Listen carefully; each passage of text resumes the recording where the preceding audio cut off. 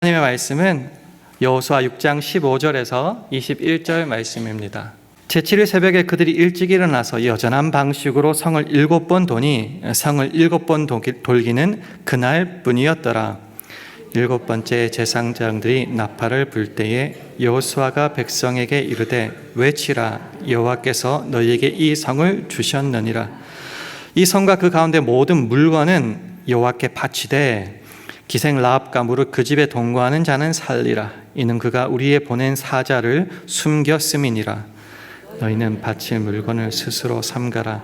너희가 그것을 바친 후에 그 바친 어느 것이든지 취하면 이스라엘 진으로 바침이 되어 화를 당케 할까 두려워하노라. 은, 금과 동철 기구들은 다 여호와께 구별될 것이니 그것을 여호와의 곳간에 드릴지나. 이에 백성은 외치고 제사장들은 나팔을 불매 백성이 나팔 소리를 듣는 동시에 크게 소리질러 외치니 성벽이 무너져 내린지라. 백성이 각기 앞으로 나아가 성에 들어가서 그 성을 취하고 함께 읽습니다.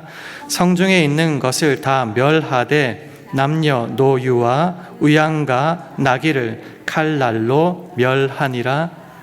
아멘. 우리가 오늘 읽었던 본문은 여리고성이 함락되는 그 멋진 장면에 대한 묘사입니다. 참 익사이팅하죠. 멋지고 어릴 때부터 우리 자녀들이 기억하는 그 성경의 중요 사건 중에 꼭 들어가는 사건입니다. 특별히 인간의 어떤 군사력, 전략, 노력 없고 오직 여호와의 명령에 순종함으로. 어떻게 순종했어요? 그냥 성을 돌고, 돌 때는 조용하다가 마지막 날에는 또 돌고 소리 지르는 것밖에 없었죠. 총 몇 바퀴 돌았나요? 13바퀴 돌았습니다. 6일 동안은 한 바퀴씩, 마지막 날에는 7바퀴, 그렇게 됩니다. 그리고 우리는 승리했다, 하나님 위대하시다, 믿는 자에게 능치 못할 일이 없다 하고 끝내버리죠. 근데 여기에 우리가 놓치는 것들이 참 많은 것 같습니다. 그래서 그런 익사이팅하고 즐겁고 행복한 그것 말고, 사실 그건 하나님이 하신 거잖아요. 우리가 한 게 아니잖아요. 하나님이 하신 것 말고 그 은혜와 축복 속에 우리가 해야 될 것에 한번 좀 초점을 맞췄으면 좋겠습니다. 그 가장 중요한 핵심이 오늘 본문 21절 말씀인데요. 화면을 보시면서 우리 함께 읽겠습니다. 시작. 성중에 있는 것을 다 멸하되 남녀 노유와 우양과 나귀를 칼날로 멸하니라.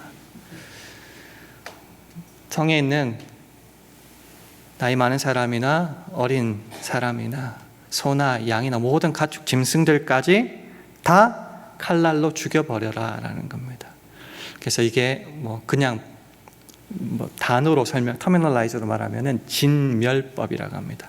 진멸, 어려운 말이면 전멸이라고 생각하시면 돼요. 다 죽여버려라 라는 말입니다. 그래서 이 진멸에 대한 법이 참 성경 난제 중에 하나입니다. 하나님은 진짜 잔인하다. 어떻게 말도 못하는 애도 죽이고 짐승들까지 싸그리 다 죽여버리느냐, 이렇게 말하는 사람도 참 많아요. 거기에 좀 초점을 두지 말고요. 왜 이 법이 나왔는지 한번 초점을 뒀으면 좋겠습니다. 이게 하나님의 즉흥적인 명령이었을까? 하나님이 진짜 무너져가지고 익사이팅 해가지고 막 주체할 수 없어서 다 죽여버려! 이렇게 했던 걸까? 아니라는 거죠. 이거는 이미 요단강을 건너기 전에 신명기에 나타난 하나님의 명령이었습니다. 신명기 7장 1절, 2절 상반절을 화면을 보시고 제가 한번 읽어보겠습니다. 네 하나님 여호와께서 너를 인도하사 내가 가서 얻을 땅으로 들이시고 내 앞에서 여러 민족, 헷 족속과 기르가스 족속과 아모리 족속과 가나안 족속과 브리스 족속과 휘 족속과 여부스 족속, 곧 너보다 많고 힘이 있는 7 족속을 쫓아내실 때에 내 하나님 여호와께서 그들을 내게 붙여 너로 치게 하시리니 그때 너는 그들을 진멸할 것이라. 단순해서 흥분해서 하신 말씀이 아니고요. 이미 가나안을 건너기 전에 그 땅에 들어갈 약속의 백성들에게 모세를 통하여 이미 주신 말씀이다라는 겁니다. 하나님의 약속은 뭐죠? 네가 그 땅에 들어가면은 내가 그들 너 손에 붙여서 이기도록 무조건 만들어 주시겠다라는 거죠. 약속은 하나님 것. 그러니까 거기에는 너희들 할 게 없다. 근데 너희들 할 게 있는데 그게 뭔가? 그때 너는 그들을 진멸해라. 이거는 그 은혜와 축복과 행하심에 대한 우리들의 리스판스로 해야 될 것, 바로 진멸, 전멸시키는 거라는 겁니다. 이 진멸을 그러면 옛날 건데 지금 우리가 살아가는 세상에서 어떻게 이것을 이해해야 되고 받아들여야 되고 순종할지에 대해서 좀 한번 확인했으면 좋겠습니다. 시작이 그러면 왜 그들이 아니면 우리가 이 법에 따라야 되느냐, 순종하느냐, 이게 첫 번째 질문이겠죠. 왜 그렇게 해야 돼요? 왜 하나님이 명하시면 우리는 그것을 따라야 됩니까? 성경은 하나님께서 우리를 택하사, 이스라엘 먼저 따져볼게요. 이스라엘 백성을 거룩한 백성으로 이미 삼아 주셨기 때문에 내 거다라고 해주셨기 때문에 순종해야 된다는 거죠. 지금부터 한 신명기 7장 이야기를 조금 나눠볼 텐데요. 7장 6절에 보면은 너는 이스라엘 백성이죠. 너는 여호와 네 하나님의 성민이라 거룩한 백성이다라고 말합니다. 네 하나님 여호와께서 지상 만민 중에서 모든 열방 가운데 너를, 이스라엘 백성 말해요, 자기 기업의 백성으로 택하셨나니 보배로운 주의 백성으로 선택하셨다라는 겁니다. 신약 시대로 따지면은 에베소서 1장 3절 이하에 보면은 창세 전에 하나님께서 우리를 이미 택해 주셔서 주의 백성으로 이제 만들어 가신다라는 것이 나와 있어요. 그러니까 아무런 관계가 없는 하나님 아저씨가 하는 말이 아니라 이스라엘 백성을, 저와 여러분을 택해 주시고 창세 전부터 택해 주신 하나님, 그러니까 이미 관계가 이미 맺어진 거라는 거죠. 그 하나님께서 우리를 택하셨기에, 보배로운 백성으로 삼으셨기에 우리는 순종해야 돼. 이게 시작점입니다. 누가 나 선택해달라고 그랬어? 이제 이렇게 말할 수도 있겠죠. 이스라엘 백성을 그러면 왜 선택했을까요? 마음에 심보가 좀 꼬여 있을 때는 이렇게 생각하기 쉬워. 직설적으로 그냥 설명드릴게요. 뭘 빼먹으려고, 그들을 뭘 그렇게 착취하려고 그들을 택했냐라는 생각을 할 수도 있어요. 그래서 거기에 대한 성경적인 대답이 뭔가, 그 밑에 신명기 7장 7절 8절을 보면 이렇게 설명합니다. 여호와께서 너희를 기뻐하시고 너희를 택하시면, 이제 기뻐하시고 그래서 택하셨대요. 이유가 뭔가 이렇게 설명합니다. 너희가 다른 민족보다 수요가 많은 연고가 아니라 너희는 모든 민족 중에 가장 적으니라. 좀 해석이 필요한데요. 너희들이 똑똑하고 잘나고 숫자도 많고 얘네들이 내 백성이라면 자랑하기 좋아서 택한 게 아니다라는 거죠. 그들은 제일 적다, 보잘것없고, 저런 존재를 자녀, 백성 삼으면 오히려 부끄러울 정도의 그런 우리에게, 이스라엘 백성에게 자랑거리가 아무것도 없었다라는 말입니다. 그럼 왜 택했냐? 보잘것없고 초라한 그런 민족을 이렇게 덧붙이십니다. 여호와께서 다만 너를 사랑하심을 인하여, 또는 너희 열조에게 하신 맹세를 지키려 하심을 인하여 자기의 권능의 손으로 너희를 인도하여 내시되 너희를 구종되었던 집에서 바로왕 바로의 손에서 속량하셨나니. 아무것도 보잘것없고 오히려 더 선택하면 더 해줘야 될 게 많은데도 왜 그들을 택하셨냐? 단지 그들을 사랑했기 때문에, 너무 불쌍하니까 긍휼히 여기셔서, 그리고 열조, 조상에게 하신 맹세, 약속을 지키기 위해서, 아브라함 때부터 계속 하신 약속이 있잖아요. 그것 때문에. 그래서 사실은 그 뒤에 읽어보시면 하나님이 하신 게 더 많아요. 자기의 권능의 손으로 너희를 인도하여 내셨는데 종된 바로의 집에서, 애굽에서 구출해 주셨다. 그들이 뭘 했어요? 아무것도 안 했어요. 부르짖기만 했어요. 그런데도 그 권능의 손으로 하나님은 당신의 하실 모든 일들을 하나하나씩 하고 계셨다. 신실하시고 능력이 많으신 사랑의 하나님. 정리해보자면은 이스라엘을, 사실 저와 여러분들을 택하시고 구원하신 데에는 우리에게 아무런 조건이랑 자랑이 없었다는 거죠. 오죽하면 너희가 아직 죄인 되었을 때라는 말 꼭 들어가요. 우리가 용서해 주세요라고 이렇게 요구하기도 전에 우리에게 뭔가 가치가 있는 것이 없는 그때, 그것을 우리가 아직 죄인 되었을 때, 하나님도 모를 때잖아요. 그런데 단지 사랑하시고 긍휼히 여기시기에 그 약속 때문에 당신은 계속 당신의 하실 일들을 해 오셨다라는 겁니다. 그러니까 사실은 하나님이 쏟아 부으신 거예요. 그 사랑과 능력을 쏟아 부으신 거예요. 그러면서 한 가지만 원하십니다. 돈 바쳐라 뭐 바쳐라 하지 않고 진짜 딱 한 가지를 원하시는데, 그게 뭔가? 신명기 7장 9절 10절 말씀입니다. 화면을 보시면서 함께 읽겠습니다. 시작. 그런즉 너는 알라 오직 내 하나님 여호와는 하나님이시요 신실하신 하나님이시라. 그를 사랑하고 그 계명을 지키는 자에게는 천대까지 그 언약을 이행하시며 인애를 베푸시되 그를 미워하는 자에게는 당장에 보응하여 멸하시나니 여호와는 자기를 미워하는 자에게 지체하지 아니하시고 당장에 그에게 보응하시느니라. 그런즉 너는 알아라. 뭘요? 나 여호와가 누군지를 좀 다오. 나 좀 알아달라는 거죠. 그거. 세상에 어떤 뭐 해주십시오라고 뭐 부족수가는 그런 종교들을 따지고 보면요, 그 신을 내가 알 필요가 없어요. 할 건 딱 한 개죠. 돈 바치든지 뭐 굿하든지 하여튼 뭔가 바치고 받으면 되지 인격적 관계를 맺을 필요가 없어요. 근데 하나님은 그걸 싫어하신다는 거죠. 나 좀 알아다고 인격적 관계를 맺자라고 하신다는 겁니다. 사랑하고 계명을 지키는 거 두 개 같은데 똑같은 말이에요. 사랑하면은 계명을 지키게 되세요. 나의 계명을 지키는 자가 나를 사랑하는 자니. 똑같은 말이에요. 나 좀 알아다고 나랑 관계를 맺고 살아다고. 너 너무 불쌍한데 거기 살면 너 인생 끝이야. 내가 누군지 알지? 나 신실하고 전능한 하나님이다.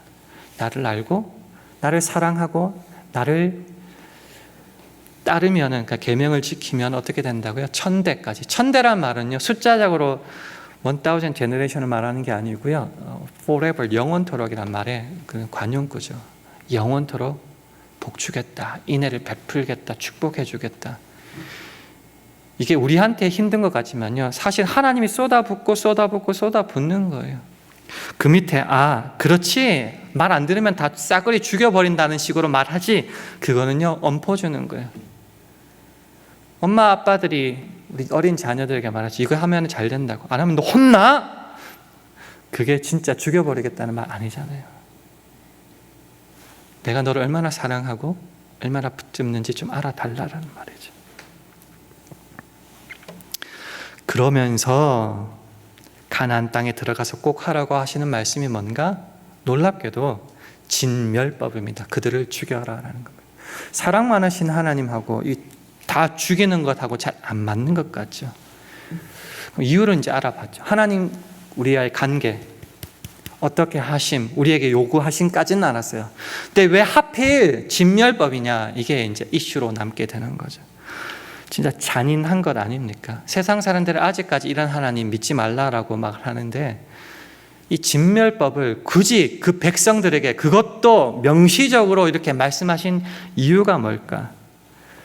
그게 그 밑에 7장, 신명기 7장 16절, 25절, 26절 나오는데요. 제가 한번 읽어 드릴 테니까 한번 잘 들어보세요. 내 하나님 여호와께서 내게 붙이신 모든 민족을 내 눈이 긍휼히 보지 말고 진멸하고 그 신을 섬기지 말라. 무섭죠? 그것이 네게 올무가 되리라. 올무, 스네어, 덫을 말하는 겁니다. 내버려 두면은 그냥 공존해서 사는 게 아니라 그것이 너를 잡아먹는 트랩, snare, 올무, 덫이 된다는 거죠. 25절에 보면 이렇게 말합니다. 너는 그들의 조각한 신상들을 불사르고 그것에 입힌 은이나 금을 탐내지 말며 취하지 말라. 두렵건대 네가 그것으로 인하여 올무에 들까 하노니. 취할 건 취하고 버릴 건 버리면 된다라고 생각하다가 다 넘어가잖아요. 사람이 연약한데 너무 똑똑하고 잘났다고 생각해요. 그래서 올무가 됨을 하나님은 굉장히 두려워하셨다는 거죠. 하나님을 위해서요? 아니요. 사랑하는 그의 백성을 위하여요. 26절에 보면 너는 가증한 것을 내 집에 들이지 말라. 너도 그와 같이 진멸당할 것이 될까 하노라. 좋은데 좀 하지라고 하다가 너도 망하게 될까 두렵다는 거죠. 너는 그것을 극히 꺼리며 심히 미워하라. 그것은 진멸당할 것임이니라. 악한 것은 보암직하고 먹음직하고 탐스럽기까지 합니다. 하지 마라라는 거죠. 이상하죠? 하지 마 그러면 꼭 해서 탈나더라고요. 하나님 그것을 두려워하신 겁니다. 우리가 흔히 비난받는 것처럼 하나님이 잔인하고 하나님이 파기를 즐겨 하시는 그런 가학적인 분이라서 이런 말씀하신 것이 아니다라는 거예요. 그 사랑하는 백성이 하나님과의 관계 속에서 복을 누리며 살아야 되는데 거기서 떠나 망하게 될까 봐 너무 두려웠다는 거죠. 그래서 올무, 스네어, 더 트랩이라는 용어를 자꾸 쓰시는데요. 그러면 악한 길로 빠지면 망하게 될 수밖에 없잖아요. 공의의 하나님이시니까. 이 삶을 따라가느냐 안 따라가느냐. 누구를 위한 거예요? 사실 하나님을 위한 것이 아니고요. 명령을 받은 우리를 위한 것인데 자꾸 하나님 어쩌고 자꾸 이쪽으로 다시 몰아간다는 거죠. 아니요. 그 명령은 사실은 명령을 받은 저와 여러분을 향한 법이라는 거죠. 하나님이 가증히 여기시는 것은 진멸하십니다. 흘러가서 이스라엘, 북이스라엘, 남유다 다 망하잖아요. 진멸되잖아요. 왜요? 그것을 결국 트랩을 가지고 와서 같이 즐기다 보니 결국 진멸당하는 거죠. 그게 결과잖아요. 근데 이 결과를 보고 나서는 모르겠지만 그 결과를 보기 전에는 악랄하다, 잔인하다고밖에 말하지 못하는 거죠. 그 모든 모양이라도 버리라고 하셨는데 이 명령이 잔인해 보이십니까? 하나님의 유희를 위한 우리들을 힘들게 하는 법이라고 생각하십니까? 아니라는 거죠. 우리가 하나님을 믿는 사람으로서 신자로서 이 땅을 살아갈 때에 이제 폭넓혀서 범사에 in all circumstances라고 하죠. 이 범사에 우리를 안심하게 하고 기쁘게 하고 자랑하게 하는 그 내용이 뭡니까? 세상의 물질입니까? 명예입니까? 어떤 그런 자랑거리들입니까? 아니요. 그냥 이따가 없어질 것. 스테이블하지 않다, 정함이 없다라고 자꾸 말하잖아요. 그럼 뭐가 우리들의 자랑이고 간직하고 바라봐야 될 것인가? 하나님이잖아요. 하나님. 어떤 하나님요? 우리와 항상 함께 하시는 임마누엘의 하나님. 그 약속을 지키시는 신실하신 하나님. 우리가 때로 안 하고 버텨도 끝까지 길이 참으시고 사랑하시는 인내의 하나님, 그분 아닙니까? 그것을 평생토록 누리기 위해서는 다시요. 하나님은 하나님의 일을 신실하게 행하십니다. 그럼 하나님의 일은 하나님께 맡기면 돼요. 그거는 약속 어기지 않고 신실하게 해주세요. 그거 신경 쓰지 말고 내가 신경 쓸 거는 그 하나님의 복을 누리며, 이게 기적이 상식이라고 말이죠. 하나님은 하나님을 하니까 이게 상식이 되는 거죠. 나는 뭘 해야 돼요? 내가 할 일은 이제 내가 책임져야 되는 거죠. 그게 뭔가? 오늘 본문에 따르면 진멸하라. 왜요? 이 관계가 유지되기 위해서 덫을 없애야 되기 때문에 그것이 실제적으로 나타나는 모습은 진멸로 나타나는 겁니다. 그렇기 때문에 진멸에 있어서, 진멸법에 있어서 핵심 목적은 뭔가? 싸그리 죽여, 이게 행위에 있는 게 아니에요. 어디에 있는가? 너와 하나님의 관계를 영원토록 올바르게 하는데 목적이 있다는 겁니다. 이를 위해서 우리에게 요구하시는 것, 이제 표현적으로 나타나는 것은 진멸법이고요. 좀 더 신앙적인 말로 바꾸면은 온전한 항복과 순종이라는 말로 대체할 수 있습니다. 그래서 오늘 본문 6장 17절에서 19절까지를요, 화면을 보시면서 제가 한번 읽어볼게요. 이 성과 그 가운데 모든 물건은 여호와께 바치되, 바침이라는 겁니다. 다 하나님 거잖아요. 하나님 것은 하나님께 바치되, 어떻게 해요? 18절, 너희는 바칠 물건을 스스로 삼가라. 너희가 그것을 바친 후에 그 바친 어느 것이든지 취하면 이스라엘 진으로 바침이 되어 화를 당케 할까 두려워하느라. 무슨 말이냐면요, 혼자 살짝 빼돌려도 아간의 죄를 생각하면 돼요. 이게 혼자의 죄가 아닌 전체 진, 모든 무리의 범죄로 될 것이어서 화를 당하게 된다, 이 말이에요. 그러니까 모든 이가 구별하고 바쳐라는 거죠. 19절, 은금과 동철 기구들은 다 여호와께 구별될 것이니 하나님의 것은 하나님의 것으로 그것을 여호와의 곳간에 드릴지니라, 이렇게 되는 거죠. 그래서 진멸은 하나님과의 온전한 관계, 그게 축복받는 길을 위한 가장 최선이죠. 그 관계를 영원토록 유지하기 위해서 진멸해야 되는데, 진멸은 크게 두 가지, 바침과 구별로 나타나게 되는 거죠. 이런 질문 하실 수도 있습니다. 하나님은 그 큰 여리고 성도 무너뜨릴 만큼 전능하신 분인데 왜 우리를 힘들게 하시는가? 성 무너뜨릴 때에 다 진멸시키면 하나님 다 하실 수 있잖아. 사람도 죽이고 양도 죽이고 뭐 다 죽이면 되지. 그럼 고민할 필요도 없는데 왜 굳이 성만 무너뜨리고 나머지는 다 우리 보고 하라고 그렇게 악침이냐? 이렇게 질문하실 수도 있습니다. 어떻게 생각하십니까? 하나님 다 죽여버리면 쉽잖아요. 우리도 평안하고 시험에 안 들고. 근데 왜 굳이 안 죽이셨을까?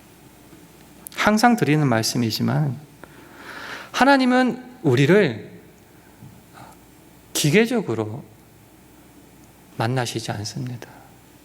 아무 생각도 없이 하라면 하라는 대로 프로그래밍 되어 있는 대로 하기를 원하시지 않고 저와 여러분의 온전한 항복과 순종을 원하십니다.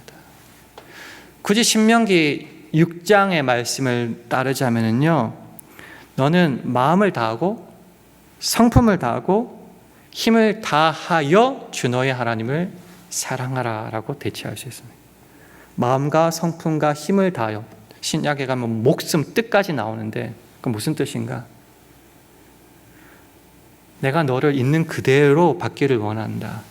너의 결단으로 사랑해라. 마음을 다해라. 힘을 다해라. 목숨을 네가 나한테 바쳐라 라는 겁니다. 그거를 받고자 하신다는 거죠. 그거를. 이 말을 오해 없이 들으시길 바랍니다. 이거는 우리에게 힘든 것을 부과한 게 아니고 사실은 이럴 때 제일 힘든 존재는 하나님이에요. 자녀란, 말 안 듣는 자녀 생각해 볼게요. 엄마 사랑해. 너 힘을 다해서, 뜻을 다해서, 마음을 다해서 나 사랑해. 사랑하나요? 안 하죠. 그냥 떼쓰고 땡깡 부리고 집어 던지고 집 나가려고 하고. 그럼 그 사랑을 항복받기 위해서 사실은 누가 제일 고생해요? 부모가 고생하지 않습니까? 어르고 달래고 때로 훈육하고 때로는 더 좋은 곳으로, 맛있는 것으로, 옷으로. 하나님 힘든 거예요. 좀 지독한 말씀이지만 그냥 죽이면 제일 편해요. 근데 진멸하시지 않고, 우리를 진멸하시지 않고 그대로 놔두시는 것은 하나님의 길이 참으심, 우리를 사랑하심, 다만 우리를 사랑하시기 때문에. 이런 온전한 순종을 원하시는 게 지금 요단강을 건넜잖아요. 사실 출애굽에서부터 시작되는 것 아닙니까? 10가지 큰 재앙을 애굽 땅에 내리시고 나서 첫 번째 놀라운 기적이 바로 홍해를 가른 사건입니다. 그죠? 홍해를 한번 생각해, 조금 시간이 가더라도 한번 생각해 볼게요. 홍해 앞에 섰을 때 뒤에는 바로의 군사가 계속 쫓아오고 있었죠. 앞에는 못 건너갈 홍해가 있습니다. 10개를 너무 봐서 그런데 쉽게 보면 영화를 보면요, 모세가 지팡이를 들고 쫙 가르시면 어떻게 돼요? 쫙 갈라지죠. 근데 실제로 진짜 그랬을까요? 아니라는 거죠. 성경을 보면 밤새 동풍이 불어왔다는 말이 있습니다. 동풍. 모세가 이스라엘 진이라고 생각할게요. 그럼 동풍이 불으면, 동풍은 동쪽에서 불어오는 바람이에요? 동풍으로 부르는 바람이에요? 동쪽에서 불어오는 바람이에요. 그럼 모세가 선 쪽이 어딜까요? 이게 서쪽이에요, 서쪽. 그럼 동쪽은 어디죠? 저 반대쪽에서 오는 거예요. 밤새 동풍이 불어와서 갈라졌다. 한꺼번에 갈라진 게 아니에요. 밤새. 저쪽에서 갈려서 오면은요, 밤새 이쪽으로 가려면 여기서 보여요, 안 보여요? 사실 안 보여요. 갈라지고 있는지도 몰라요. 우리가 보이는 거는 진짜 아무것도 없어요. 무슨 말을 드리고 싶으냐고 하면요, 하나님은 하나님의 일을 신실하게 하세요. 보이지 않는 곳에, 오늘 찬양했잖아요. 보이지 않는 곳에서 하세요. 근데 우리는 그때 뭘 해야 된다고요? 순종이 필요하고 믿음이 필요하다는 거예요.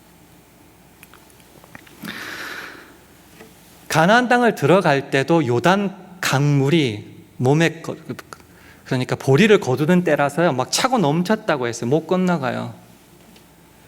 그래서 하나님이 갈라주셨어요? 어떻게 했어요?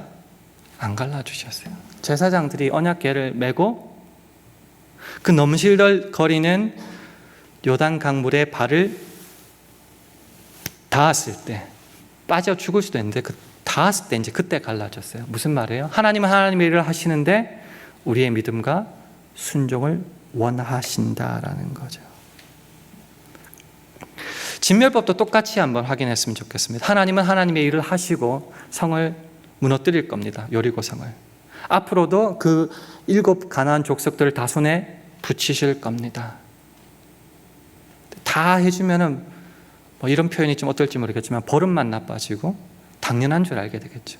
하나님과의 관계를 무시할 수 있겠죠. 그래서 하나님이 원하시는 그거예요. 언제든지 하나님을 하나님으로 알고 순종하는 삶.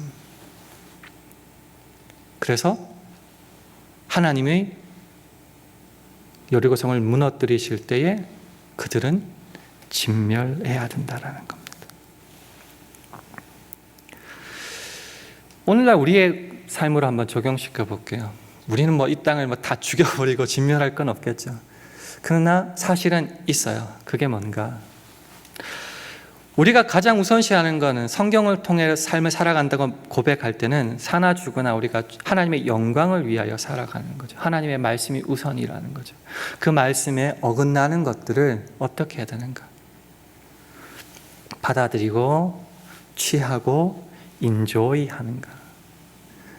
왜 이런 것들이 가능하죠? 잘 먹고 잘 살면 믿음 좋고 복 받았다는 이상한 생각에 사로잡혀서 그래요. 전혀 아닐 수도 있거든요. 이스라엘이 망할 때 잘 먹고 잘 살았잖아요. 하나님을 버려서요. 내버려 두신 거잖아요. 그때 진멸이 있었다고요. 하나님의 명령에 안 맞는 것은 내 삶에서 제하는 노력이 사실 있는가라는 거죠. 그저 예배 드리고 그저 헌금 드리고 이것이 하나님 우리에게 바라시는 신앙생활이 아니라는 거죠. 하나님을 우선으로 하고 그분의 명령을 따라 사는 삶 속에서 너는 어떻게 지금 하고 있는가? 너를 무너뜨리고 하고 있는 그것을 즐기고 은근슬쩍 가지고 오느냐? 아니면 그것을 잘라내느냐? 우리의 싸움이 거기에서도 있어야 된다는 거죠. 슬그머니 들어오니까요. 그것을 싸움을 계속 해내느냐, 포기하고 즐기느냐. 두리뭉실하죠. 가장 직접적으로 다가오는 게 뭐가 있을까요? 저는 그게 예배라고 생각합니다. 골프 치러 가기 좋잖아요. 그죠? 일주일 내내 일했는데 야외로 놀러 가면 너무 좋잖아요. 가족들 간에 유대도 쌓고. 근데 하나님의 시간, 하나님 우리에게 명령하신 걸 지키기 위해서 교회로 나온다. 예배를 드린다. 그것도 샤워도 해야 되죠. 머리도 다듬어야, 화장도 해야 되죠. 옷도 좀 괜찮게 입어야 되죠. 또 어디서 부딪혀요? 이런 얘기하면 좀 싫어하실 분도 계실지 모르겠지만 헌금 아닙니까? 헌금. 헌금은 우리 가족 밥값이 아닙니다. 내 자녀 교육비가 아닙니다. 하나님께 바치는 겁니다. 구별이라는 거죠. 구별하여 바치는 것. 이게 결국 진멸이라는 거죠. 아까워 죽겠죠. 그래서 어떻게 해요? 우리 네 식구 밥값 얼마? 우리 한 명이니까 한 명 선생님 튜러링 값 얼마? 그래서 헌금하면은 그거는 하나님께 드리는 게 아니게 된다라는 거죠.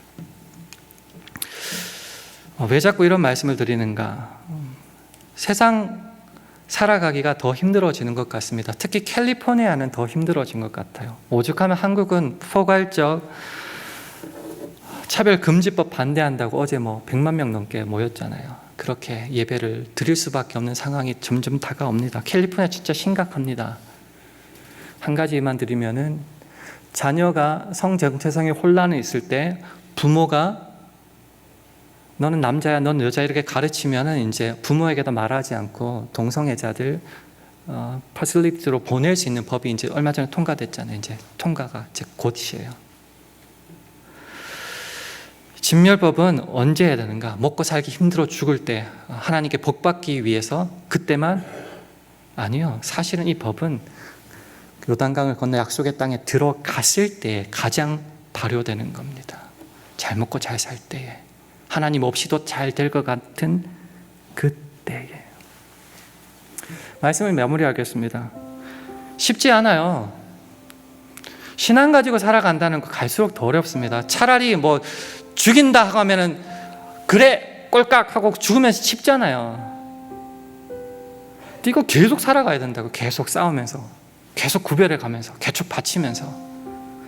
너무 어렵기 때문에 이 여호수아에게 이제 모세를 뒤를 이어서 여호수아 그 백성들에게 이런 말씀을 주신 겁니다. 여호수아 1장 9절 말씀 화면을 통해서 함께 읽겠습니다. 시작. 내가 네게 명한 것이 아니냐. 마음을 강하게 하고 담대히 하라. 두려워 말며 놀라지 말라. 네가 어디로 가든지 내 하나님 여호와가 너와 함께 하느니라 하시니라. 저는 이걸 이렇게 설명드리고 싶습니다. 하나님은 하나님의 일을 언제나 변함없이 신실하게 하십니다. 두려워할 필요도 없어요. 하나님은 하나님이시기 때문에. 문제는 우리죠. 그 하나님과의 관계 속에서 누려야 되니까. 그러기 위해서는 오늘 필요한 게 진멸법이다라는 것이죠. 우리의 삶의 자리에서 우리를 하나님께로부터 가는 걸 막는 것은 좀 진멸했으면 좋겠습니다. 바칠 건 바쳤으면 좋겠고 구별할 건 구별했으면 좋겠습니다. 그럴 때 우리의 삶이 온전하게 됩니다. 마지막으로 히브리서 5장 8절 9절 말씀을요, 제가 한번 읽어보겠습니다. 그가 아들이시라도 받으신 고난으로 순종함을 배워서 온전하게 되었은즉. 예수 그리스도 이 땅에 오셔서 그 십자가라는 고난을 순종하실 때에 being made perfect, 완전하게 됐다. 우리도 이런 법을, 진멸법을 순종할 때에 고난이 있을지 모르겠지만 주 안에서 온전하고 완전하게 될 수 있다. 그럴 때만이 누릴 수 있는 것, 하나님의 풍성한 인애라는 겁니다. 마음에 한번 좀 깊이 한번 무겁게 생각해 주시기를 원합니다. 오늘은 시간이 좀 오래 걸려서 찬양을 하지 않겠지만요, 도대체 이 말씀을 왜 주셨을까? 왜 나에게 주실까? 앞으로도 왜 주실까? 한번 고민해 보면서 내가 어떻게 이 땅에서 진멸하고 순종하고 바치고 구별할지 기도하며 결단함으로 주님과의 온전한 관계를 평생 누릴 수 있는 저와 여러분 되기를 주님의 이름으로 축원합니다. 기도하겠습니다. 하나님 아버지, 결국은 돌고 돌아 세상과 하나님 사이에서 결단이 필요할 때가 다가오는 것 같습니다. 그럴 때마다 우리는 항상 주님 안에서 세상의 영광을 바라보고 누리고자 합니다. 그래서 온전한 바침과 구별을 위한 진멸은 말도 안 되는 일인 것 같습니다. 주님, 우리를 주의 자녀 삼으시고 축복을 약속하신 주님 앞에 믿음을 가지게 하셔서 올무가 될 만한 모든 것 질면하게 하옵소서. 그래서 주님 말씀에 온전하게 순종하여서 주님 주시는 기쁨과 영광을 날마다 누리게 하여 주옵소서. 그런 우리 모두가 되기를 간절히 바랄 때에 예수님 이름으로 기도합니다. 아멘.